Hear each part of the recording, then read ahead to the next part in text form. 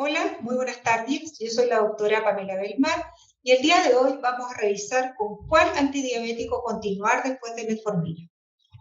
Estos son mis conflictos de interés. Históricamente, metformina ha sido nuestro fármaco de elección en el tratamiento de los pacientes con diabetes tipo 2, principalmente porque es un excelente antidiabético que controla muy bien la hiperglicemia con mínimo riesgo de hipoglicemia y por su excelente relación costo-efectividad. Su mecanismo de acción es la reducción de la producción de glucosa hepática mediante la disminución de la gluconeogénesis. Además, tiene un efecto antilipolítico, disminuyendo la cantidad de ácidos grasos libres disponibles para la neoglucogénesis y, por otra parte, ejerce un efecto insulino sensibilizador en los tejidos periféricos a la acción de la insulina. Sin embargo, también metformina tiene otros beneficios en múltiples factores de riesgo cardiovascular y tiene un efecto vascular directo, principalmente disminuyendo la inflamación y el estrés oxidativo. También se le relaciona con una reducción en los infartos del miocardio y en la mortalidad.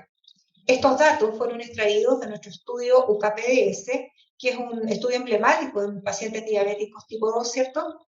Y se les hizo un seguimiento a aquellos pacientes que recibieron, estuvieron en el brazo aleatorizado al uso de metformina, que eran pacientes con sobrepeso, a largo plazo. En el seguimiento se vio que tenían una reducción significativa en el riesgo de infarto y en la mortalidad.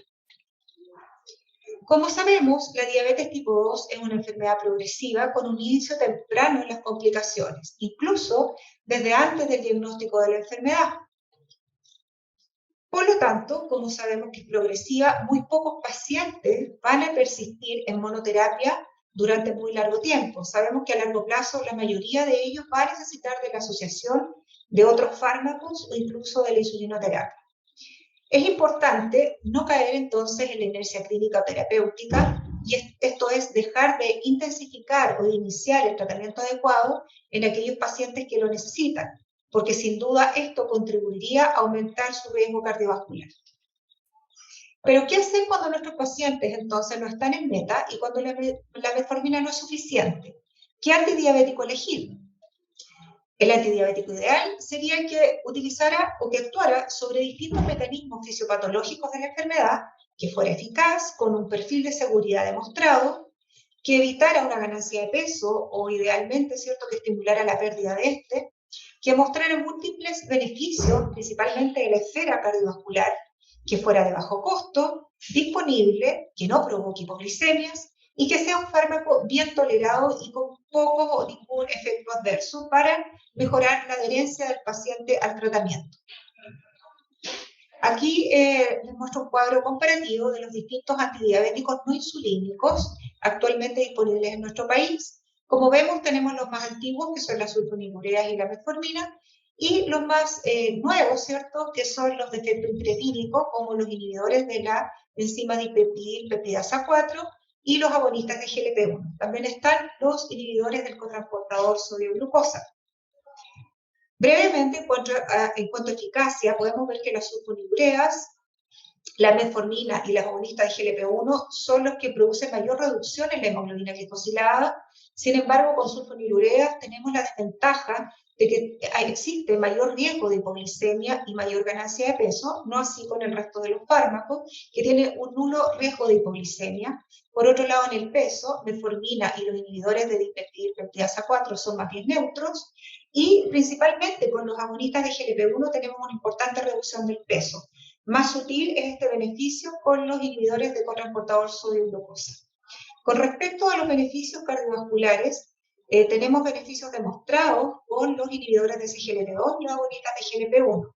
Y por otro lado, los inhibidores de SGLT2 también han demostrado beneficio en el retardo de la progresión de la enfermedad renal y en la prevención y en el retardo de la progresión de la insuficiencia cardíaca.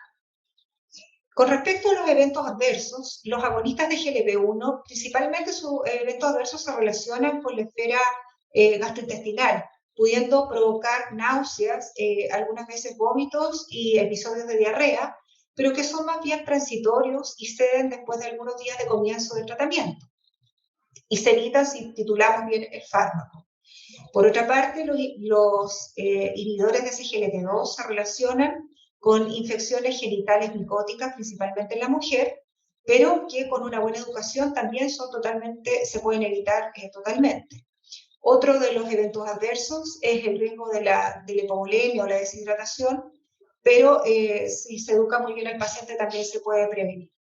Con respecto al costo, los más económicos, por supuesto, son sulfonilureas y metformina, y sin duda aún son más costosos, ¿cierto?, estos nuevos fármacos.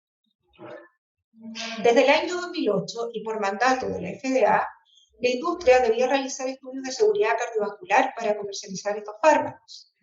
Podemos ver que durante los últimos años se han realizado innumerables estudios, ¿cierto? Y también se ha visto que más allá de la seguridad cardiovascular, algunos fármacos han demostrado beneficio cardiovascular. Acá les muestro un cuadro, ¿cierto?, comparativo de los distintos inhibidores del cotransportador sodio-glucosa que han demostrado beneficios. Acá, por ejemplo, tenemos empagliflozina, ¿cierto?, que ha mostrado una reducción de los MACE, que se refiere a un desenlace compuesto, que consiste en reducción de mortalidad cardiovascular, infarto al miocardio no fatal y accidente vascular no fatal. También reducción de muerte cardiovascular y de hospitalizaciones por insuficiencia cardíaca. Canaglifosina, por otra parte, también ha demostrado reducción de los MACE y de las hospitalizaciones por insuficiencia cardíaca. Y todos estos fármacos, ¿cierto?, han mostrado como un efecto de clase este beneficio en este endpoint, ¿cierto?, de la reducción de la progresión de insuficiencia cardíaca o la disminución de las hospitalizaciones por ella. En cuanto a los desenlaces renales, podemos ver, ¿cierto?, que tanto empaglifosina como canaglifosina y dapaglifosina han demostrado cierto beneficio en este aspecto, en este endpoint compuesto que se refiere al doblaje de la creatinina o el inicio de terapia de reemplazo o trasplante renal o la muerte por causa renal. Entonces podemos ver que estos tres fármacos, ¿cierto?, han demostrado beneficio. Con respecto a los agonistas de GLP-1, su principal fortaleza se refiere a la disminución de los MACE. Es así como tanto liraglutide, semaglutide inyectable, albiglutide, que no está en venta, ¿cierto?, en nuestro país, y dulaglutide, han demostrado, ¿cierto?, un beneficio que va desde un 13 a un 26% en la reducción de los MACE. ¿De qué manera ejercen sus acciones estos fármacos? La verdad es que actúan sobre múltiples factores de riesgo vascular, actúan sobre la célula beta pancreática, aumentando la secreción de insulina y disminuyendo su apoptosis, ¿cierto? Por otro lado, sobre la célula alfa, que también disminuye la secreción de glucagón, y actúa también en múltiples otros órganos y sistemas, a nivel, ¿cierto?, de los neurotransmisores cerebrales, estimulando, ¿cierto?, aumentando la saciedad y estimulando la disminución de la ingesta. Por lo tanto, vamos a tener como resultado la reducción del peso corporal. También disminuyen el vaciamiento gástrico, hay una mejoría en el perfil lipídico, ofrecen cardioprotección, también disminuye la presión sanguínea, etc. ¿Cuáles son sus posibles mecanismos de protección cardiovascular?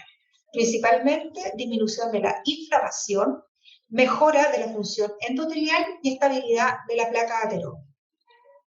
Con respecto a los inhibidores de los cotransportadores sodio-glucosa, también ejercen múltiples acciones sobre los factores de riesgo cardiovascular, como, por supuesto, además de su efecto glucosúrico, ¿cierto?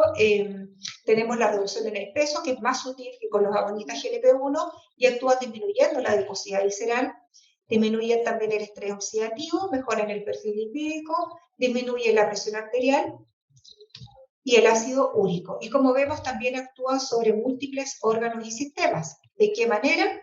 Bueno, los posibles mecanismos de protección cardiorrenal que ofrecen son principalmente mediante el restablecimiento del feedback tubulo-glomerular, mediante el aumento de la constricción de la arteriola aferente. Esto va a producir una disminución de la hipertensión glomerular y a disminuir la albuminuria, mejorando la función renal. Por otra parte, también vamos a tener, ¿cierto?, una reducción de la pre- y poscarga mediante la reducción del volumen plasmático. Esto va a disminuir el estrés a nivel de la pared del ventrículo izquierdo y va a mejorar también la función de la pared arterial. Hay un aumento del hematocrito, lo cual aumenta el suministro de oxígeno a miocardio y riñón. Por otra parte, la pérdida de glucosa y calorías nos va a generar una reducción en la relación de insulina y glucagón con aumento de los cuerpos cetónicos. Por lo tanto, va a mejorar la energética miocárdica, el estrés oxidativo. Pero, ¿qué nos dicen las guías con respecto a la elección de este segundo fármaco después de metformina? Hasta el año 2017, aquí tenemos una lámina de algoritmo de manejo farmacológico de la ADA del año 2015, y podíamos ver que después de metformina, la verdad es que nos daba la opción de asociar cualquier otro fármaco de las otras clases disponibles para iniciar terapia dual o terapia triple cuando fuera necesario hasta llegar a la insulinoterapia, sin preferencia por uno o por otro grupo, solo fijándose en variables como la eficacia, el riesgo de hipoglicemia, el efecto en el peso y los efectos adversos. Pero desde el año 2018, el enfoque en el manejo farmacológico de la hiperglicemia cambió, y ahora el foco principal está en la prevención de la enfermedad cardiovascular. Con esto me refiero a la enfermedad coronaria, cerebrovascular y arterial periférica, y principalmente estos últimos años enfocados en la prevención y disminución de la progresión de insuficiencia cardíaca y de nefropatía. Aquí les muestro el algoritmo que apareció el año 2019 de la Sociedad Europea de Cardiología en conjunto con la Sociedad Europea para el Estudio de la Diabetes, y que por una parte nos muestra, ¿cierto?, una estratificación en cuanto a riesgo cardiovascular para los pacientes diabéticos de acuerdo, ¿cierto?, a los años de evolución de la enfermedad, a si tiene o no enfermedad cardiovascular establecida, a si existe daño de órgano blanco o la cantidad de factores de riesgo asociados. Por otra parte, nos dice, ¿cierto?, en este algoritmo que los pacientes que ya están usando metformina y que tienen enfermedad cardiovascular establecida o riesgo alto o muy alto para ella, entonces debiéramos adicionar un inhibidor de SGLT2 o un análogo de GLP-1. Estas son las guías de la Asociación Americana de Diabetes que aparecieron en enero de este año, y podemos ver que como terapia de primera línea, la metformina sigue siendo nuestro fármaco de elección, por supuesto asociado a un estilo de vida saludable. Y nos dice que cuando existe entonces alto riesgo o enfermedad cardiovascular establecida, enfermedad renal o insuficiencia cardíaca, debiéramos considerar, independiente de la hemoglobina glicosilada de base o de los objetivos individualizados para ella, o incluso del uso de metformina, el uso de estos nuevos fármacos. Si existe entonces enfermedad cardiovascular establecida, debiéramos elegir un agonista de GLP-1 o un inhibidor de SGLT2 con beneficios demostrados. Si existe insuficiencia cardíaca, debiéramos privilegiar un agonista de SGLT2, lo mismo que si existe enfermedad renal o asociación de albuminuria, privilegiar el uso de un inhibidor de SGLT2 con probados beneficios en este aspecto, o si la tasa de filtración glomerular no lo permite o hay contraindicaciones, entonces elegir un agonista de GLP-1. Cuando la enfermedad cardiovascular no es el problema, ¿cierto?, ni la insuficiencia renal ni la insuficiencia cardíaca, entonces debiéramos evaluar otras variables, como son la necesidad de minimizar el riesgo de hipoglicemia. Entonces, además de considerar estos fármacos, debiéramos evaluar el uso de los inhibidores de DPP-4, porque, como sabemos, tienen un mínimo riesgo de hipoglicemia, y el uso de tiazolinediona, que actualmente no hay en nuestro país.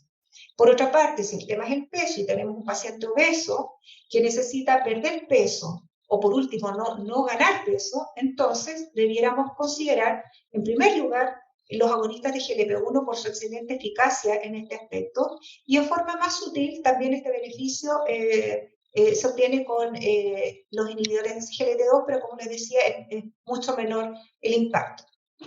Cuando el costo del fármaco es un problema, como ocurre en los países subdesarrollados, ¿cierto?, bueno, incluyendo el nuestro, porque sabemos que las canastas no tienen mucha variedad de fármacos, bueno, acá entonces se pudieron utilizar la sulfonilurea o las tiazolinedionas. Acá les quiero dejar una lámina donde muestra, ¿cierto?, este estudio, que es el estudio Verify, que fue publicado en Lancet el año 2019, y que nos mostraba que la combinación temprana de metformina, en este caso con vildagliptina, en pacientes diabéticos tipo 2 de reciente diagnóstico, y en comparación con la terapia secuencial de uso de metformina y la adición posterior de vildagliptina, reducía el fracaso terapéutico casi en un 50%, definiendo como fracaso terapéutico una hemoglobina glicosilada mayor o igual en 2 controles sucesivos. Por lo tanto, se recomienda la terapia combinada desde el inicio en pacientes que tengan diabetes tipo 2 con un diagnóstico reciente, con hemoglobinas glicosiladas 1,5 a 2% por encima de la meta. Acá tenemos el algoritmo de la guía práctica, de práctica clínica de tratamiento farmacológico de la diabetes del MinSal, que fue, cierto, publicada en el año 2016-2017 y que está bastante desactualizado, la verdad, porque fue realizada cuando no existía esta abismante, ¿cierto?, esta robusta evidencia sobre prevención de riesgo cardiovascular con estos nuevos fármacos.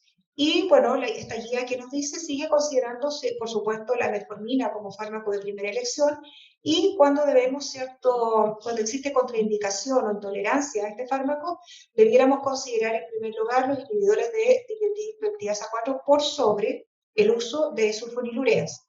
Y aquí se refiere al uso de los inhibidores de SGLT2 o análogos de GLP-1 en pacientes que tengan un IMC mayor a 30, pero insisto, esto es antes de que existieran estos estudios que nos demostraron los beneficios, ¿cierto?, los desenlaces cardiovasculares.